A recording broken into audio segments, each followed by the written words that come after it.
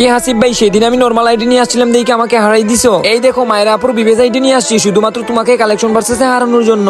अच्छा। আরে লল ভাই, আজ পর্যন্ত আমারে কালেকশন ভার্সেস করে কেউ হারাইতে পারে না, আর তুমিও পারবা না। আরে তুমি যদি এই বিবেজ আইডির সাথে কালেকশন ভার্সেস করে জিততে পারো তাহলে তোমাকে বিবেজ আইডি দিয়ে দিব।